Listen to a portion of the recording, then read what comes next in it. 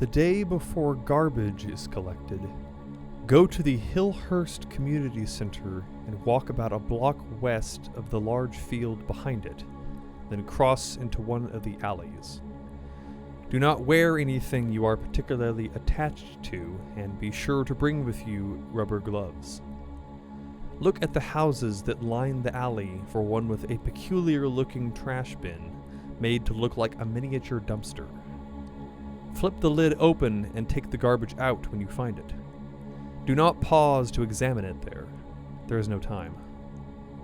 Lay out a tarp on your floor and open the bags onto it. There will be 3, 2 of which are simple household garbage. The third contains strange, horrible things. Deformed human body parts wrapped in barbed wire, the skulls of children with too many eye sockets, and papers written in some language that you won't be able to understand. Sort through this, as disturbing as it may be, until you find a human hand. Each finger will have a simple green ring on it.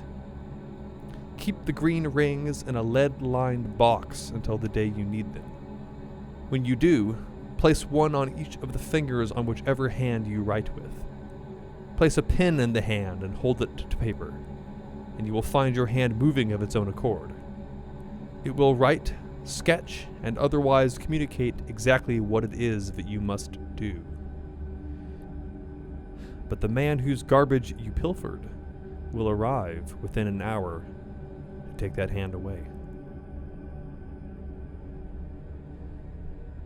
Theatre Calgary, ATP, and One Yellow Rabbit are all housed in the Epcor Center for the Performing Arts.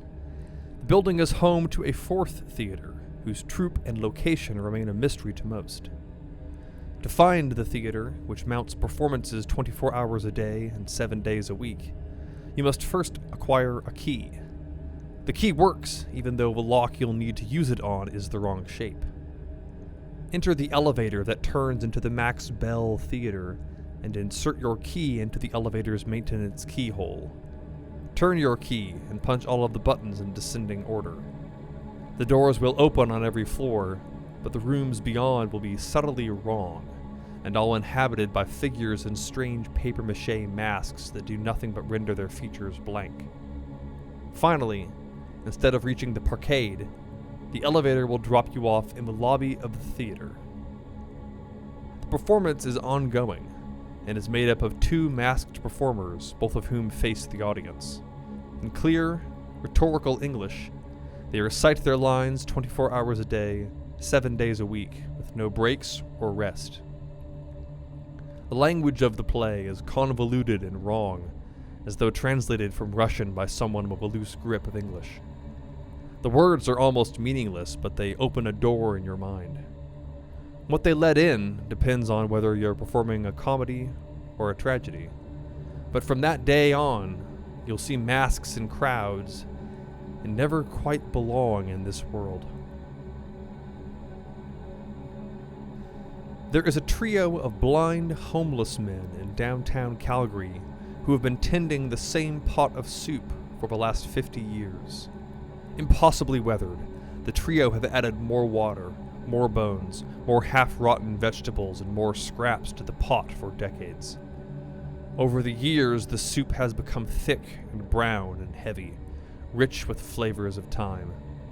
The 3 guard their broth jealously, and refuse to allow any others to eat it unless they bring something of power and value to trade.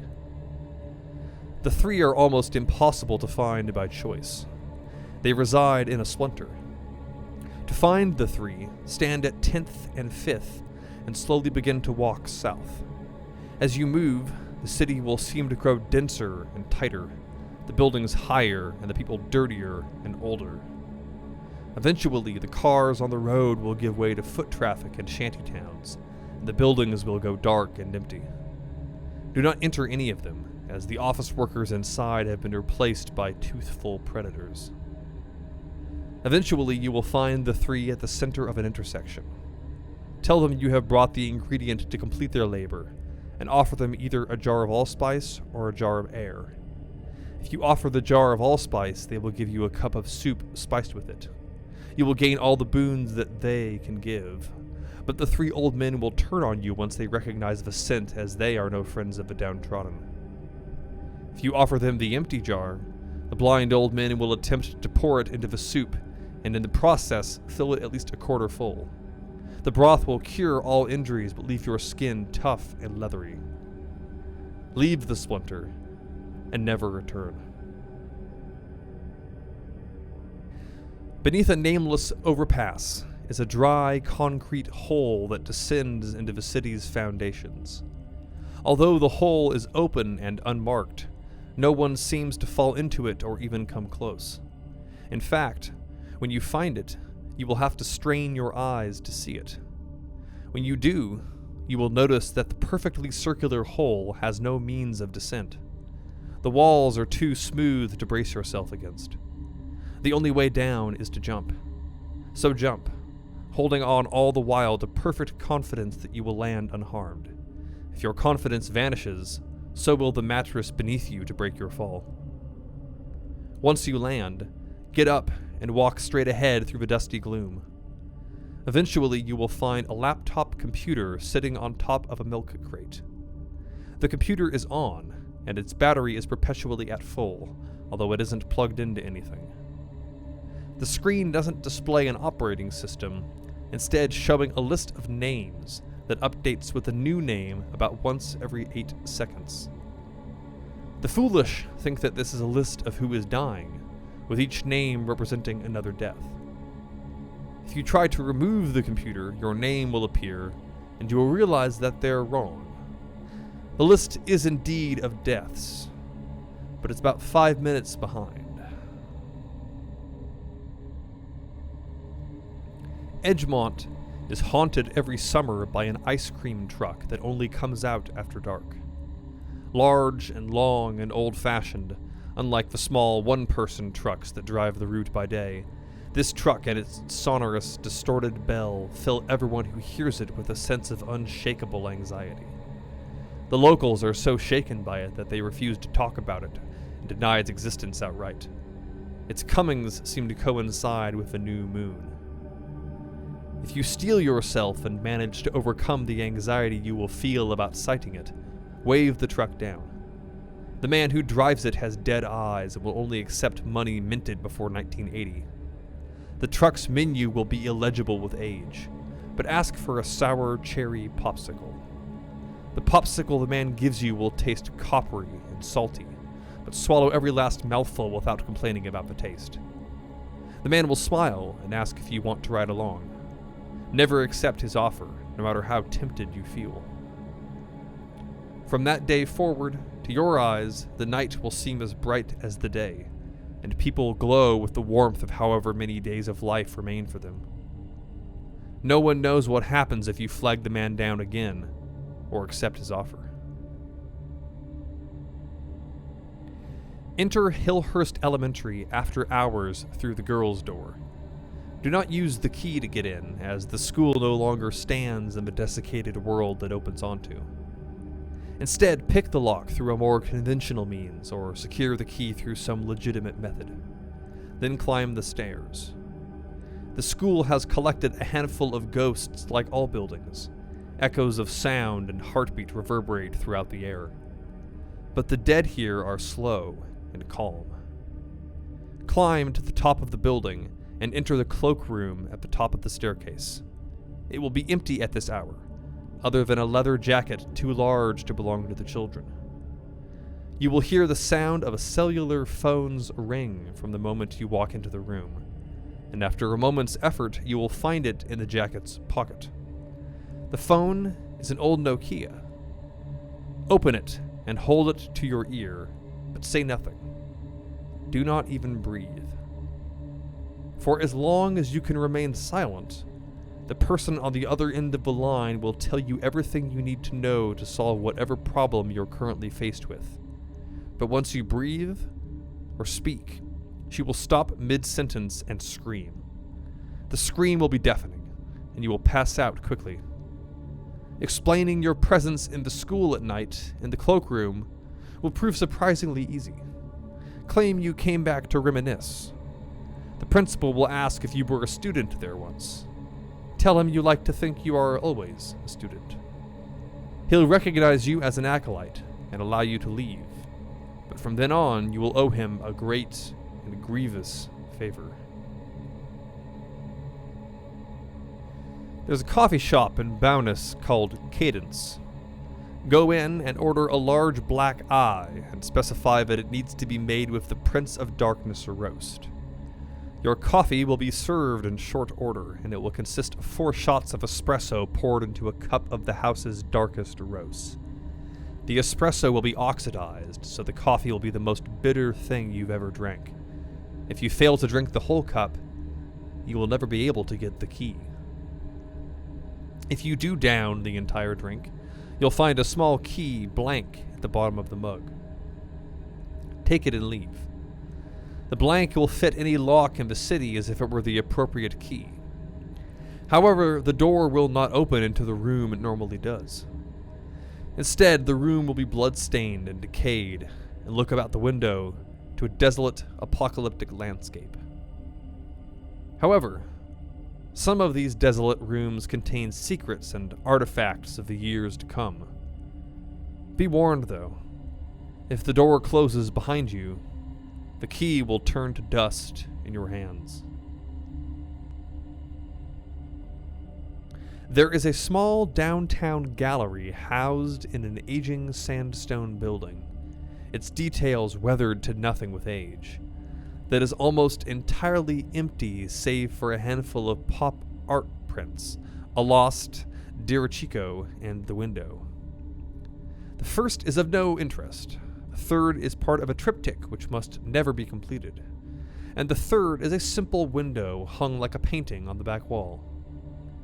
The window always seems to have its share of admirers, typically young students or other idiots. The window appears to be painted on the other side, depicting a scene of suburban carnage.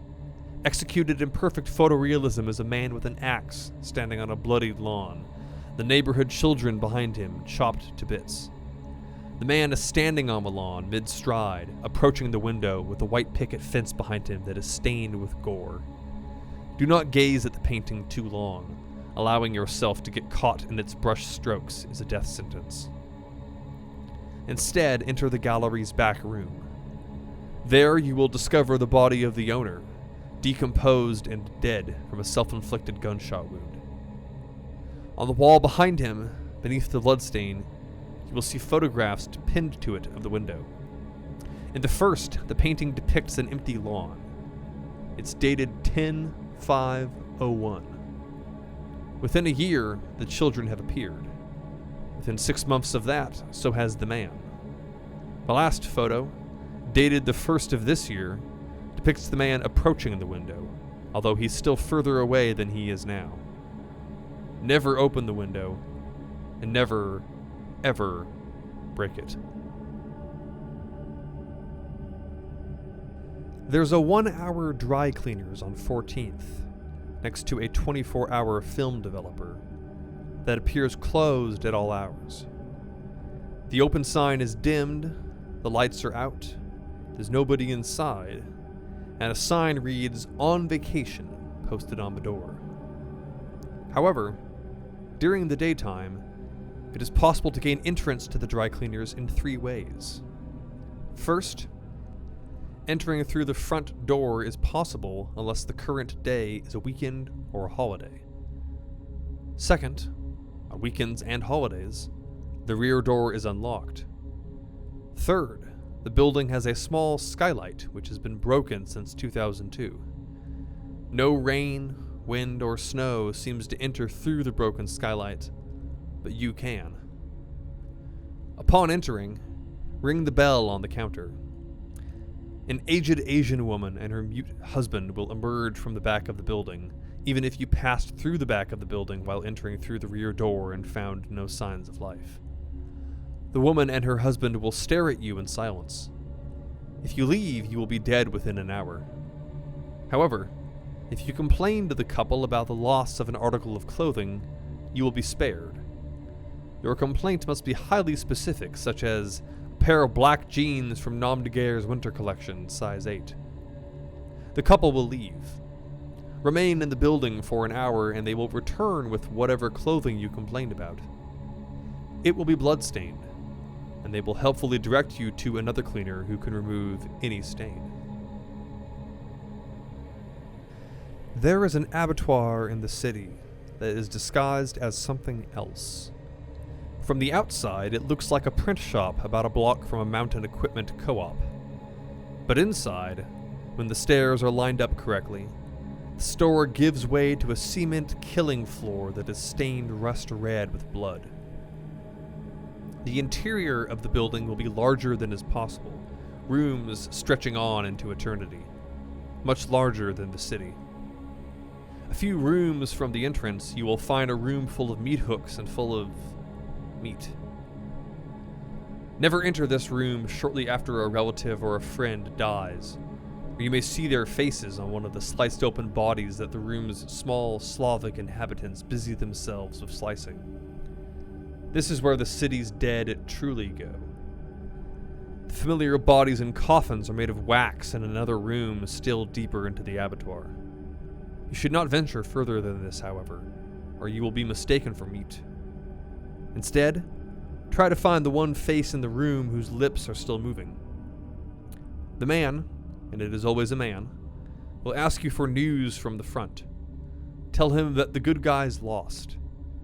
His face will break into a smile and he will allow himself to die. With his last breath, he will bless you and yours.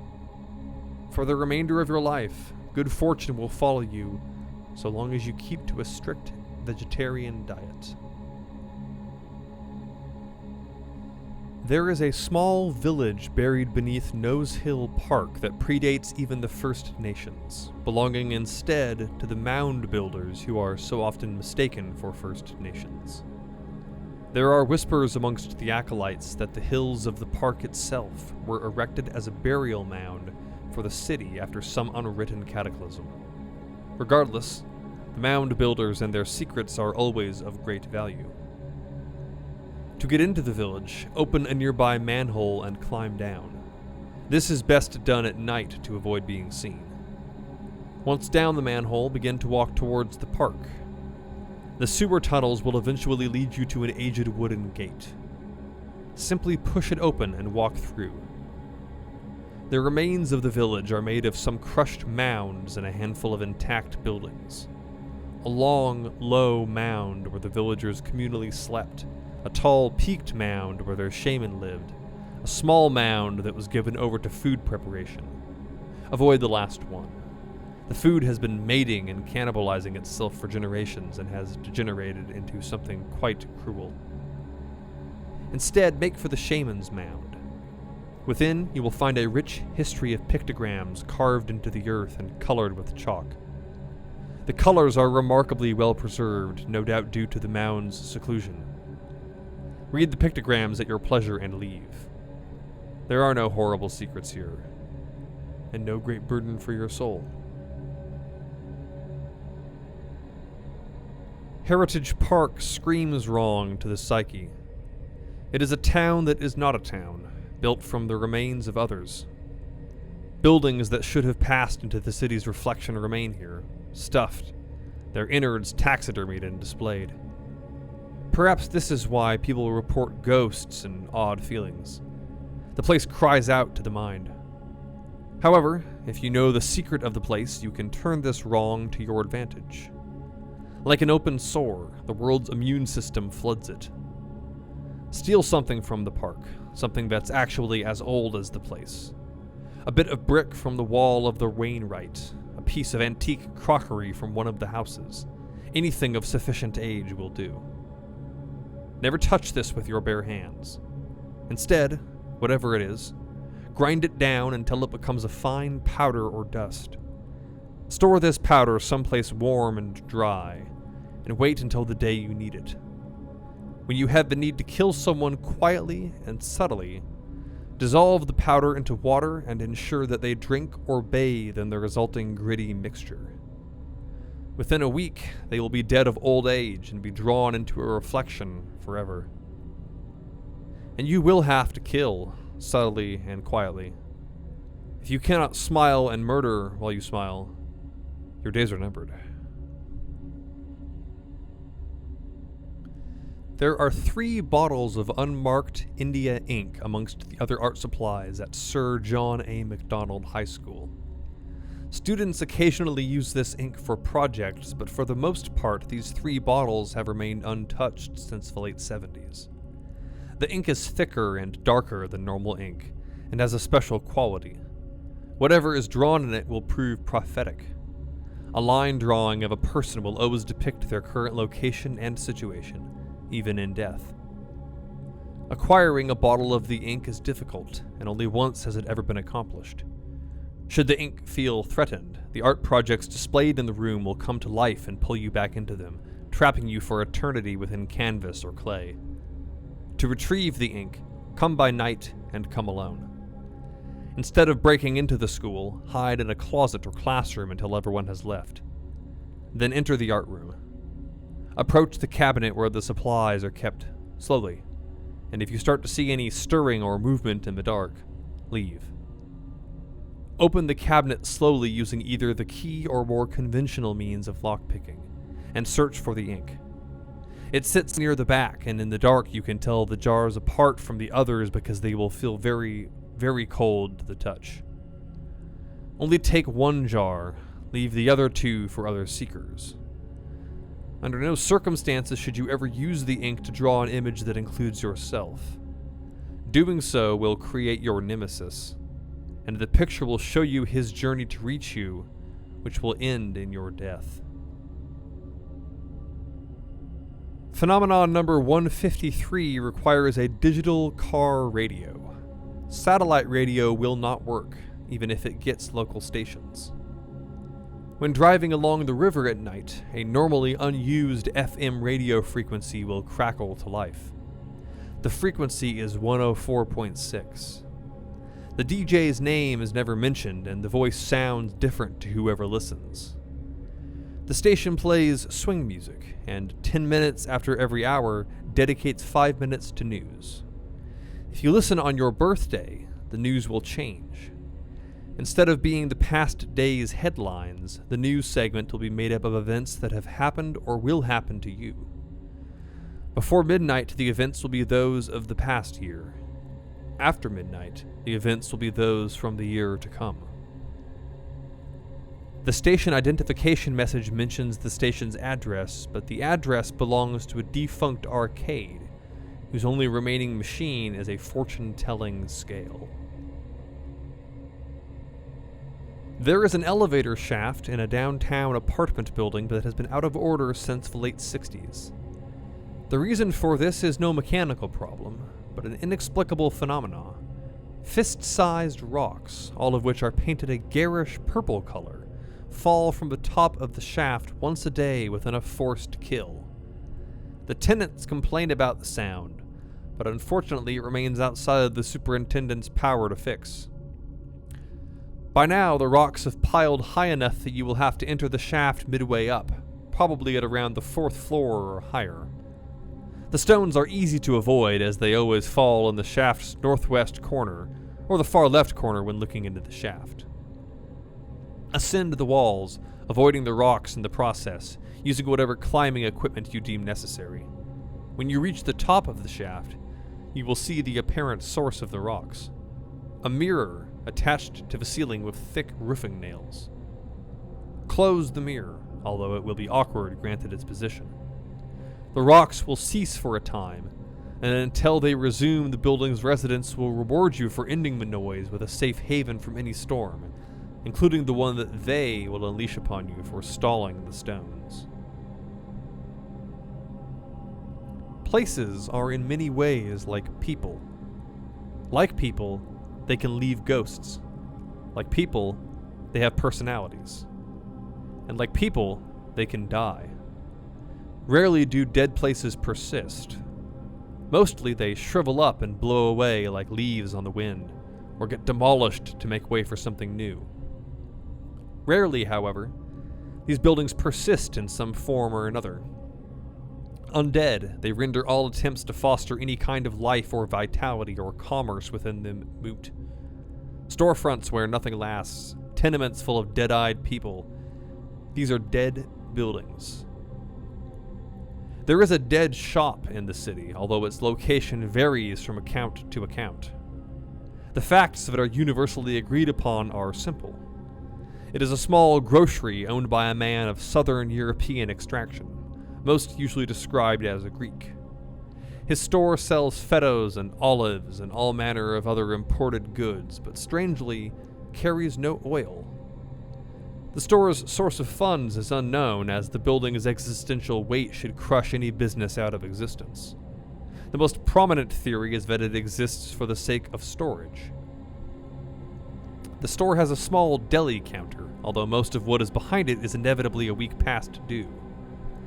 The sole exception is a bucket of some kind of imported fish that's packed in ice.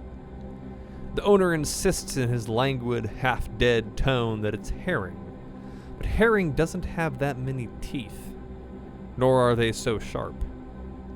Purchase one and leave the store. Eat it raw. Do not eat it in the shop itself, as it lacks the strength to hold up the existential onslaught that is to come. A moment after the fish has passed your lips, you will feel your head getting light. When you regain consciousness, you will find yourself somewhere dusty and dark. An Iberian city choked with seaweed and politics and death. The whole city is dead. Nothing ever grows or changes. So it's safe. In a storage building near the highway, near the back, Eddie Decay rents a small space for the storage of a single object too disquieting even for his shop. A small square of wood taken from a downtown ballroom during the 20s. The wood was originally part of a dance floor, but it was ruined by a splatter of blood that struck it during a violent murder. Blood is perpetually fresh regardless of how old the stain is. To get to the stained wood, break into the storage facility after hours and break open the rooms one by one. Decay moves the square every few months to hide it from would-be plunderers. Eventually you will find the room with nothing but the square of wood inside it. Take it outside the building and set it on the ground. When the moonlight hits the stain, it will warp and twist until it forms the image of a flapper, with long, ragged gash on her neck that drools sticky, wet blood over her breasts. She'll ask you to dance. If you can dance with her until sunrise, keeping up with her dated but vigorous movements, she'll vanish with the rays of the sun. Her movements will have cast her blood, red blood, all over your body and clothing. Although no one else will be able to see it, for the rest of your life you will appear bloodstained whenever you look at yourself. The applications of this should be obvious. There is a morgue hidden beneath the coroner's office by the Colonel Belcher, right across from the Point McKay complex. To get inside, you'll need some means of picking the building's locks. The key will not do, as while the morgue survives amongst the ashes. However, you enter the building. Entering the morgue itself is far harder. If you break into the coroner's office, look for a small red button built into his desk. You'll have only a short time before you are noticed. If you find it, press it and dart through the panel that opens. Descend the stairs and try not to be bothered by the growing cold. Eventually, you will find yourself in a morgue, furnished and fashioned in turn-of-the-century style. White tile that is yellowed with age covers the walls and floor, and the drawers are fused shut. All except 3. Drawer 6 should never be opened. It contains the body of whoever opens it, and the autopsy wounds the body bears will soon spread, killing you instantly.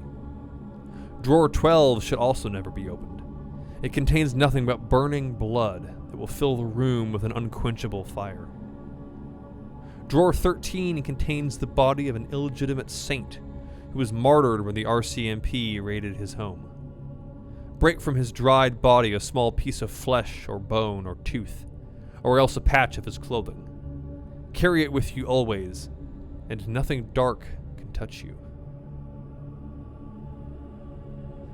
The Viscount Bennett Center on Richmond Road is home to Chinook Learning and Westmount Charter School.